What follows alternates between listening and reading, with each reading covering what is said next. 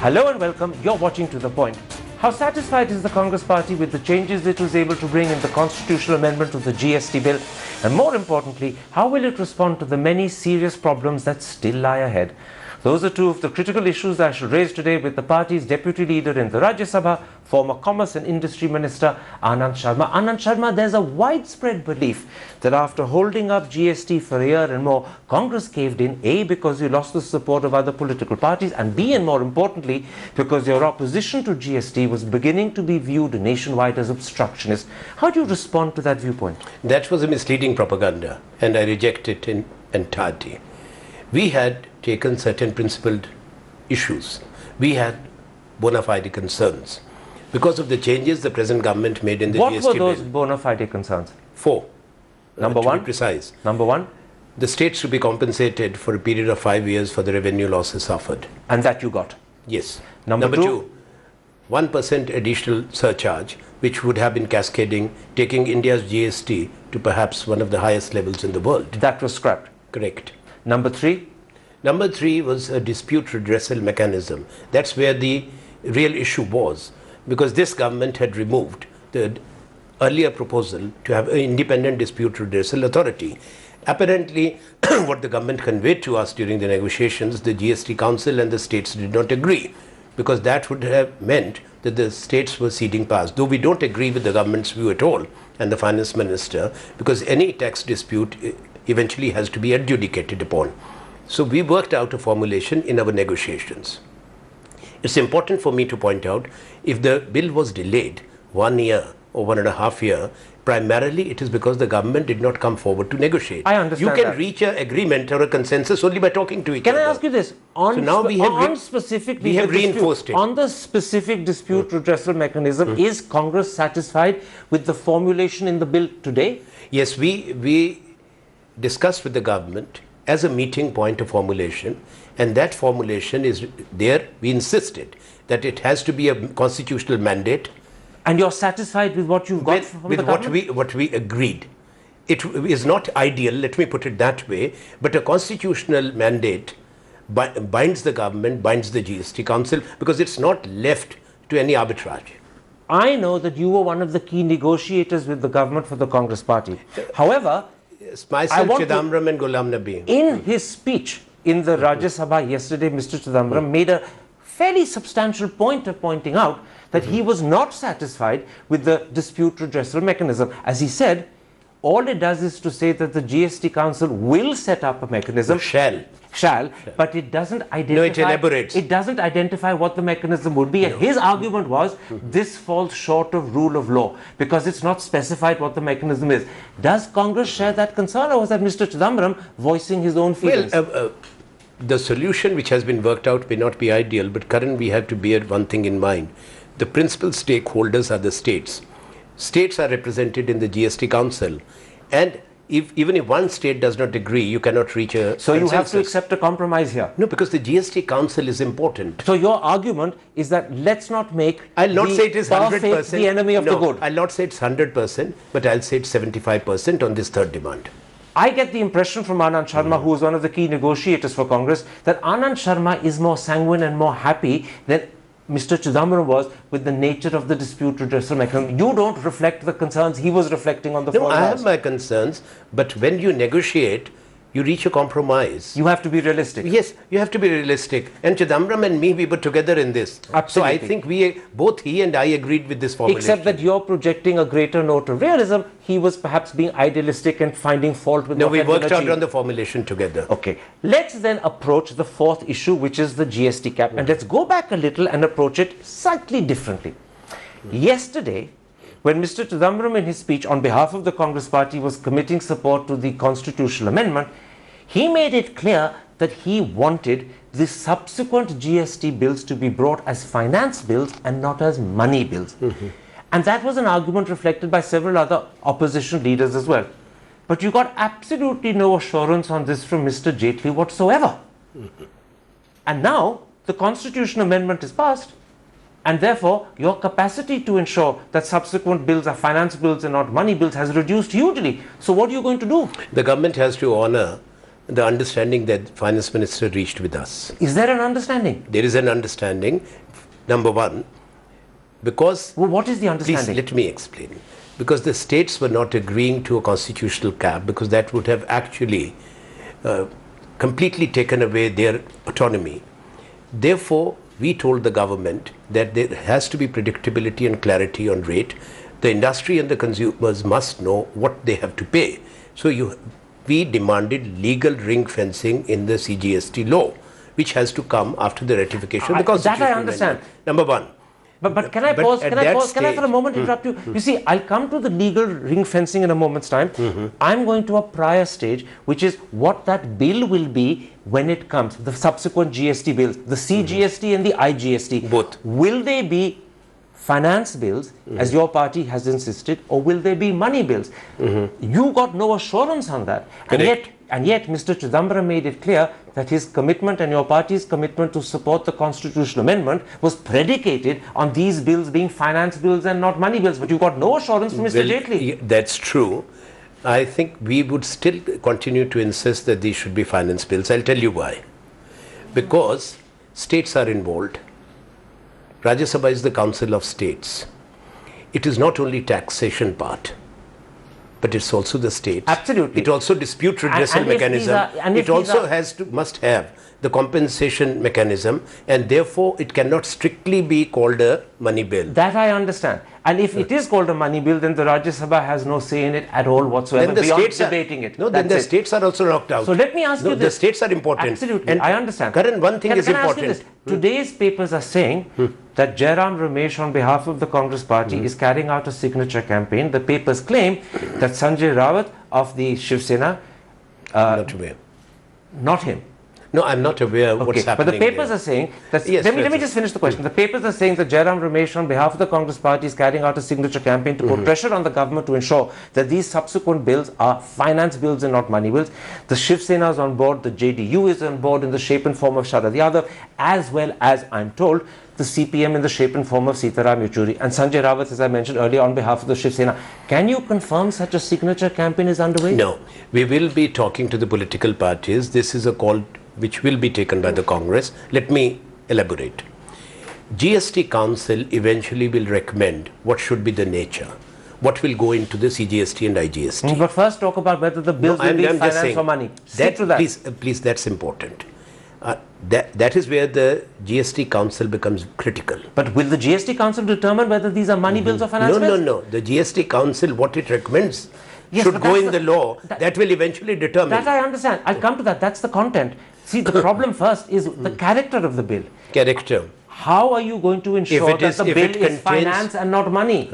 If it contains provisions, which to the best of my understanding it has to contain, the provisions which will not exclusively make it a finance bill. But have you got a signature campaign as the Economic Times reports? Listen, these are not signature campaigns. Eventually, we have... Yes or no? No, let me. It's not yes and no. We have 8 state governments. Left Front has 2 state governments.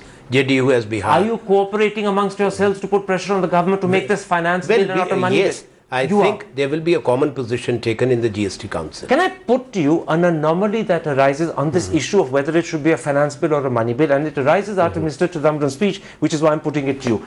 Even I said it in my speech. See, on the one hand, Mr. Chidambaram insists that the subsequent bills, the CGST and the IGST, have to be finance bills, not money bills. On the other hand, he also insisted that the bill must contain the specific rate of GST tax. But if it contains the specific rate of GST tax, it automatically becomes a money bill and can't be a finance bill. So I ask you a simple question. Is there a contradiction in Mr. Chidambaram's position? No. Finance bill also can reflect the rate, because if it is exclusively taxation and rate, then Arun Jaitley's argument may be right. But here, you have an inbuilt dispute redressal mechanism. Which means it's not exclusively tax. No. Because of the inbuilt dispute redressal mechanism. It will have to be. So as a result of the inbuilt dispute redressal mechanism, it can be a finance bill, not a money bill. Because that's the constitutional amendment. That I understand. And what about the states? How can you cut out the states? Let's then come to the second key issue concerned with rate. Now, I'm not talking about the character of the bill, whether it's finance or money. I'm coming straight to the question of the rate itself. True. Congress party has demanded that the rate must be 18%, and Mr. Chidambaram and you were very explicit about this in the Rajya Sabha. You've got no assurance from Mr. Jaitley that it will be 18%, and several state finance ministers want a rate between 22 and 27. Is there a chance, more than a chance, is it not probable you won't get your way on the rate? Can I now allow me to explain? We did not pluck this 18% from thin air. This is what the Arun Jaitley and the government said. Arvind Subramaniam, the CA. CA's recommendation. 18% was also the recommendation of the 13th Finance Commission. We only said if it is 18%, then cap it. Actually, I think the Finance Commission was 12%, but leave that out. No. Okay, carry 18. on. Carry on. It is 18. Okay. Now, when you talk of cap, it will not be one rate, which you must understand. It will be revenue neutral rate, and what will be the standard rate. And then a sin rate on top of that. No, there would be at least 3 to 4 bands, so that the standard rate comes to 18. There will be goods which will be taxed at 0%. That I understand. No, please, since you said 27%, 23 to 27%. That's what the state governments yes, are wanting. Yes, this is the present, Karan. Let me explain there.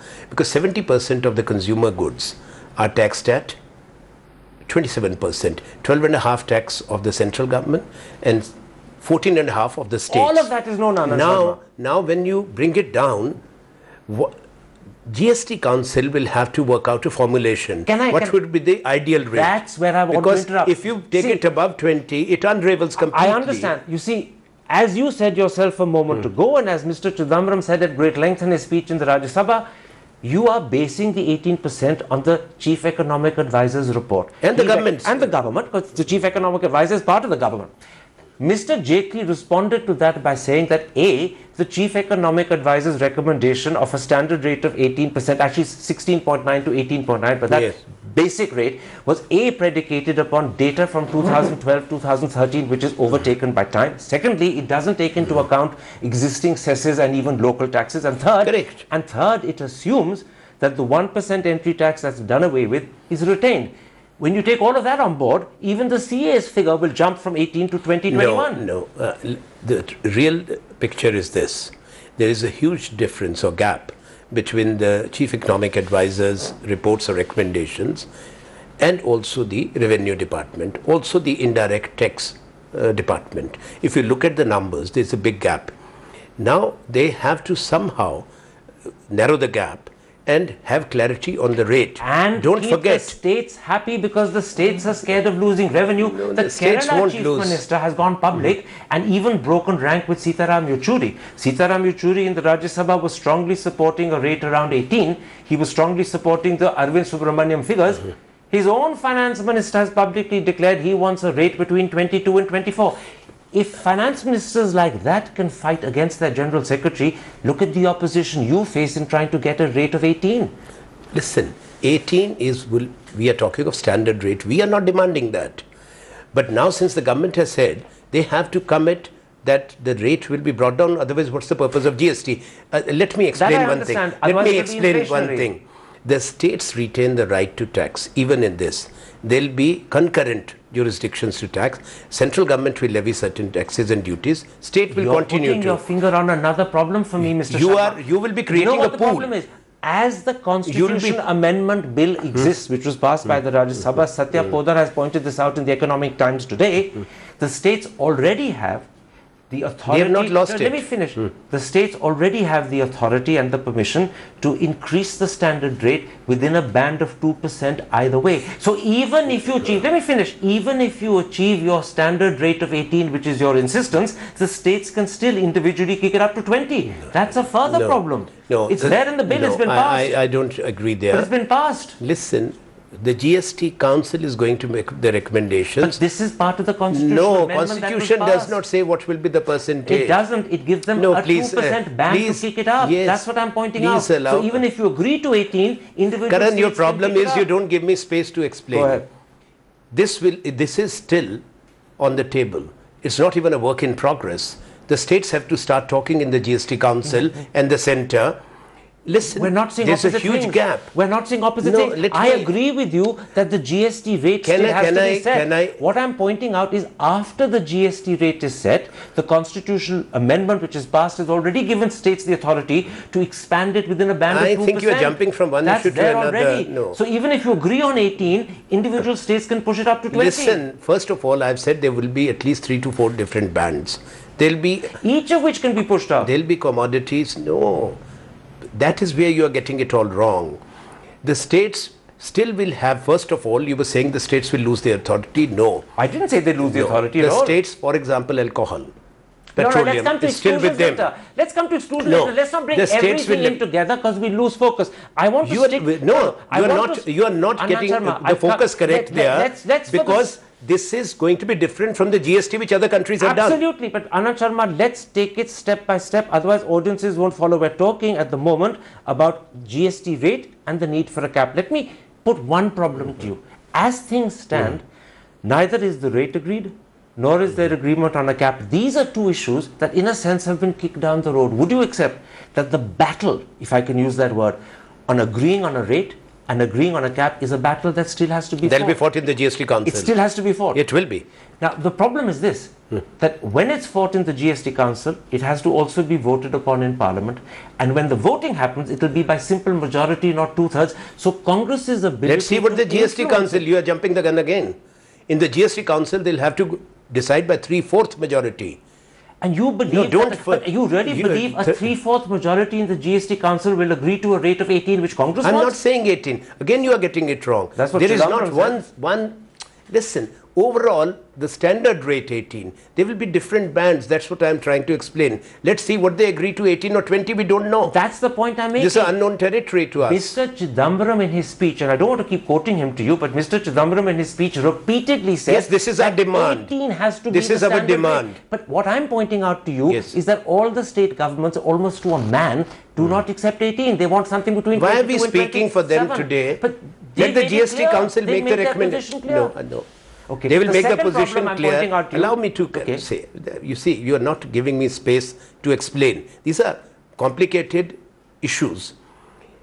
Why we are saying the rate must be kept low? It's inflation, and I understand. No, it's not only that. A, if you take it, say, to 20 or beyond, today your services tax is 14.5. I understand, that's inflation. No, But- allow me for the benefit of the Look, Anand consumer. Sharma, everyone Do you knows... think everybody who will be viewing this Everyone knows? knows why the rate should be 18 and not higher. Listen, everyone I'm knows. pointing out Then to why are you- we discussing no, this? I'm pointing out to you the problem you'll have in getting it at 18 when all the state finance ministers are publicly saying they want 23 to 27. Karan, your problem That's the is problem you that face. even when I'm trying to explain, you interrupt. It's not first that let the GST Council discuss this, Okay. what the states are comfortable. Number two, it's equally important that by keeping alcohol, electricity and petroleum out, they have shrunk the revenue base by at least 20%. That's our other concern. But you didn't raise it. Of course I Mr. raised it. But Go by you- my speech. But your opening speech Listen. by Mr. Chidambaram didn't mention the exclusions at all. Please, He skipped it over. It was left to me. He didn't skip it. So then We are one political then let party. me ask you on behalf of your Yes. party, there are 4 critical exclusions. Yes. Petroleum for the time being, alcohol Has for been hu- included but at zero duty. That's what I'm saying, for the time being. Alcohol for human consumption, real estate and electricity. Yes. We want all these 4 to be included. Will you put pressure to make sure they're included? That's what we demanded. Because alcohol is excluded by the constitutional amendment. So now you need another constitutional No, amendment. to that's what I include it. pointed out. So you've lost And the battle on alcohol. No, listen, it's not a question of battle. We are not fighting an Indo-Pakistan war. I pointed it out to the finance minister that you must include it, persuade the states, otherwise you wait for 10 years for another constitutional amendment, as it happened between 2006 But are and you 2016. saying now you want a second constitutional amendment to include I alcohol? pointed it out then on I the floor of understand, the House. But he didn't include it. So So now then I he would will, say- eventually now- it will have to be. Eventually it could be 10, 15, 20 years later. Well, they have inflicted it upon themselves. How and the much country. pressure will you bring to ensure that the other 3, electricity, real estate and petroleum, which is zero rated for now, are fully included? We'll continue to demand. How can you? Parthasarthi Shom, who was the economic advisor, said that if you keep petroleum, if petroleum is out, it is not a GST. Absolutely. Okay. And no, it is out. No tax designer will say by keeping petroleum out. What is the purpose of a GST? Karan, Anand Sharma, we all understand that. I'm asking a different question. Listen, allow me to tell. How can you ensure Karan, that these Karan, three listen, are included? Please. That's what I'm asking Karan, you. please. We are not the government, but we have a right to demand. The purpose of GST is to create a genuine common market. We understand that. Now, am I allowed to say that? Go ahead. Everybody understands, then why are we having this discussion? No, I'm asking you not whether it should be included. I'm asking you how will you ensure it's included? Please allow me to give my concern. Okay, go ahead. That's important, because you don't expect me to say what you want me to say. If there is not a common market, when petroleum is out, alcohol is out, but particularly petroleum, common market concept is that it's not unified alone, but you bring down the transaction costs. Now, which is the biggest multiplier when it comes to transaction costs? Petroleum, and second is the electricity. And they're both out? They're both out. So how do you make sure they get in? That's what we keep on pressurizing the government. But that's all. What else can we do? What are the chances of your succeeding before April 2016? April 2016 is gone. 17, my apologies. I would say close to zero. It is for them. Then let's see. Okay. So you're leaving it to the government. Do you think that the government... Let me bring up another problem. I'm now talking to you about the compensation clause, which is clause 19. It was amended yesterday, but many people say even after the amendment, there is no guarantee that full compensation will be paid for 5 years. And the reason is the words full compensation are missing. And therefore, it's arguable that when the rules are made, as often happens with life insurance and other insurance policies, deductions happening at the start. Sitaram Yechuri is very worried that even after the amendment, full compensation for 5 years is not guaranteed. Does Anand Sharma share Sitaram Yechoori's concerns? Listen, I hope the government has wisdom. First, no government, no finance minister would like to take the rate too high and bring unbearable burden on the consumers. Number two, that if they do not compensate the states, this will unravel, because there will be 3 laws, not 2. The third is the SGST, which the state assemblies. Tomorrow the states then can start changing. But at the moment, as Sitaram Yechoori sees it, and many agree with him, because those words full compensation are missing from the amendment to clause 19, you've got compensation guaranteed for 5 years, but maybe not full compensation. If the government does not honor it, there will be creeping taxation by the states. So in other words, if the government wants this to succeed, it has to honor full Otherwise compensation. it will unravel. What will happen when GST comes into being is that taxes on services will go up in some cases pretty sharply, taxes on goods will come down. But because services constitute 57... Not initially. Look at what happened with VAT. Okay, let me finish my question. But because services constitute 57 or 58% of India's GDP, the initial impact of GST could be inflationary. It will be. Are you worried about that? Yes, everybody should be. That's why we are saying don't make it too high. Cap it, if you can keep it to 18, that's the ideal. And if it goes to 2022, then the inflation will be that much higher.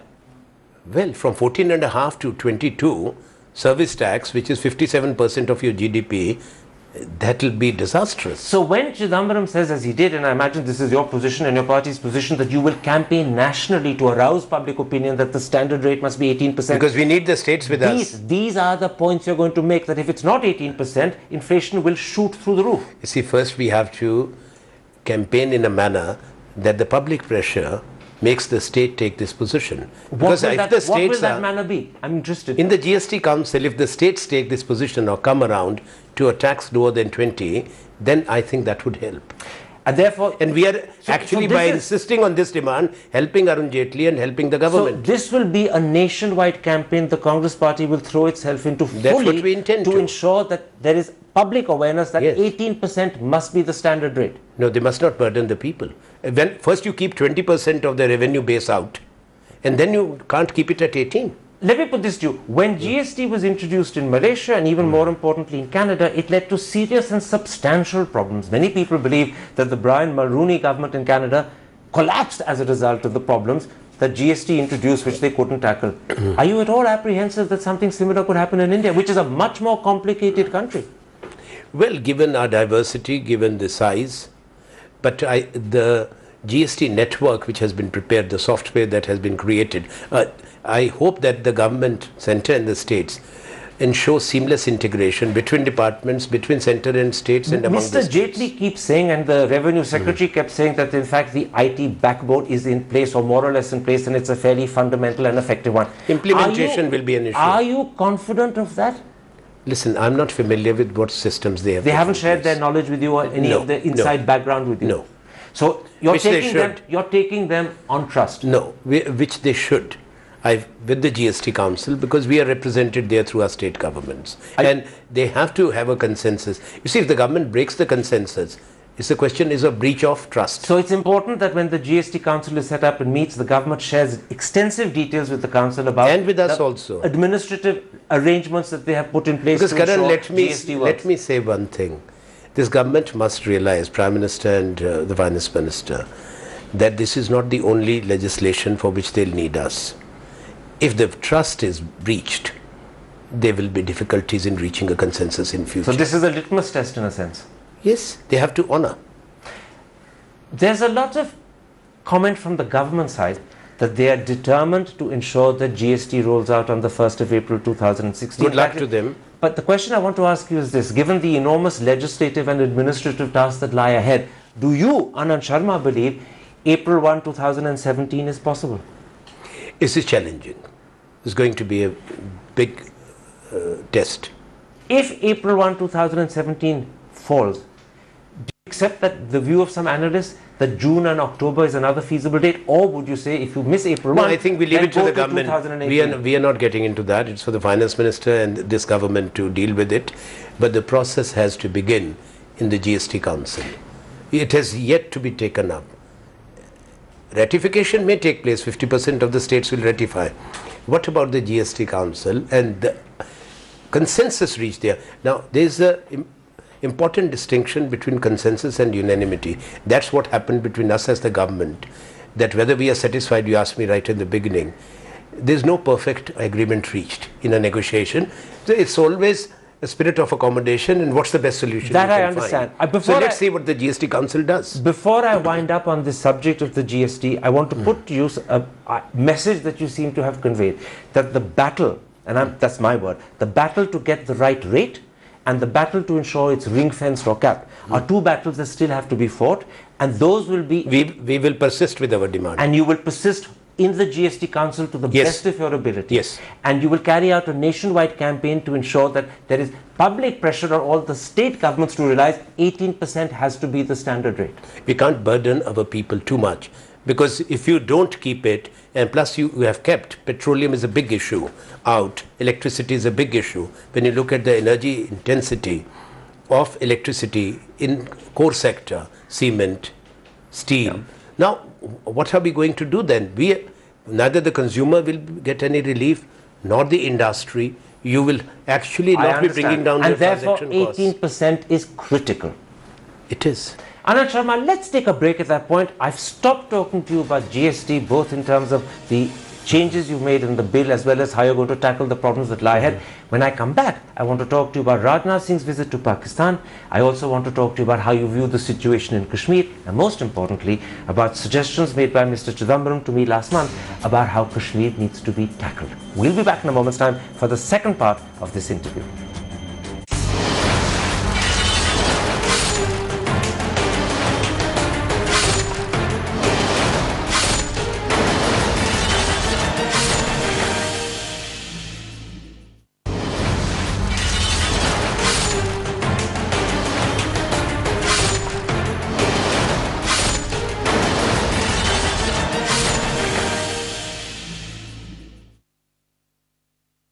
Welcome back. You're watching To The Point, and my guest is the Deputy Leader of the Congress Party in the Rajya Sabha, former Commerce and Industry Minister, Anand Sharma. Let's come to another important subject that's in the news. The Home Minister's visit to Pakistan. Given that just before he went, the Pakistan Prime Minister said Kashmir is not an Indian internal matter. Mr. Nawaz Sharif said that in fact Kashmir is a cornerstone of Pakistan's foreign policy. He also said that the present unrest in Kashmir is the beginning of a new freedom movement. Given also that after Mr. Rajnath Singh arrived, Saeed Salahuddin and Hafiz Saeed, both of whom are connected closely with terror, were carrying out protests, presumably with the permission and complicity of the Pakistan government. I want to ask you a simple, fundamental question. Do you think Mr. Rajnath Singh made a mistake going to Pakistan in these circumstances? No. India is a major country in SAARC. This was a SAARC summit, ministerial summit, and particularly on the issue of terrorism, narcotics trade. India could not disengage with SAARC. Don't forget that Pakistan is hosting only one What meeting. about sending Rajiju instead of going himself? Why? What would Riju do? Well, the Bangladeshis didn't send their home minister at all. And they were protesting because of the terror attacks connected to Pakistan. We don't have any objection to Rajnath Singh going. What we have objection to is the manner in which the hosts behaved towards India's home minister. What exactly was the problem there? Well, the correct protocols were not in Which place. were what? Which were breached? Well, I think the home minister made a statement. Well, actually, the home minister on that statement, with specific reference to the question, had he been blacked out, said that he wasn't aware of the protocols. And separately, I think that was blacking out was not correct. He wasn't blacked out. He was blacked. No, can I correct you, because I think it's important.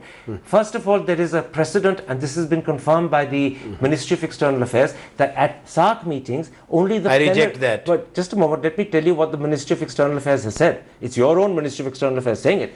That at SAARC, there is several precedents that only the plenary session is made public, and that is when Nawaz Sharif and Chaudhry Nisar Ali spoke. All of that follows is a private session. Secondly, every single home minister's submission, including Bhutan, Sri Lanka, Nepal, were not made public. And the final submission made by Nisar Ali wasn't made public. So I ask you again, you're saying protocols were breached. Which protocols were breached? Well, you invite somebody for lunch and the host disappears, the host minister. That was just blatant rudeness. Absolutely. No, not only that. How do you allow demonstrations against India's home minister, that too by terror outfits? Hence my starting question, do you think he made a mistake going? No, I think it's a lesson learnt. I hope it's a lesson learnt. I have asked the What is the lesson?